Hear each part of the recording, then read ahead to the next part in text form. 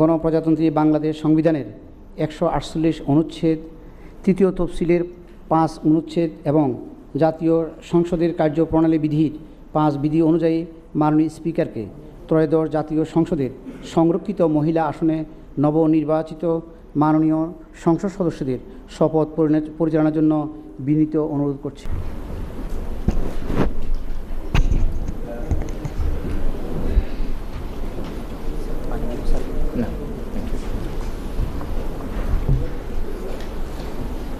যেখানে আমি বলবো, আমি পরে আপনাদের নিজের নিজের নাম বলবেন।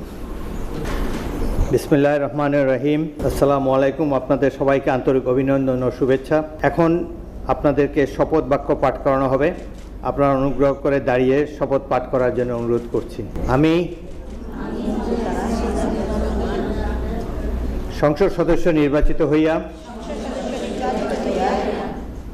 সশ্রদ্ধ চিত্তে শপথ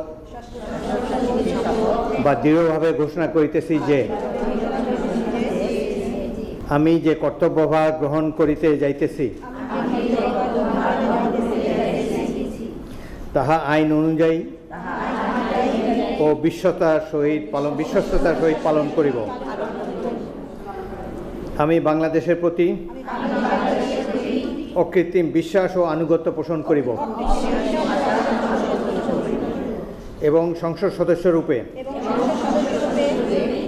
আমার কর্তব্য পালনকে ব্যক্তিগত স্বার্থের দ্বারা প্রভাবিত হইতে দিব না। ধন্যবাদ। ধন্যবাদ মাননীয় স্পিকার।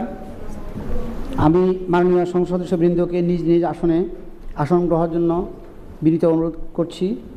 এখন আপনাদের নিজ নিজ মহিলা আসন নাম্বার গেজেটের ক্রমিক অনুযায়ী উল্লেখপূর্বক শপথপত্রে অধ্যক্ষার তারিখসহ স্বাক্ষর দানের জন্য অনুরোধ জানাচ্ছি।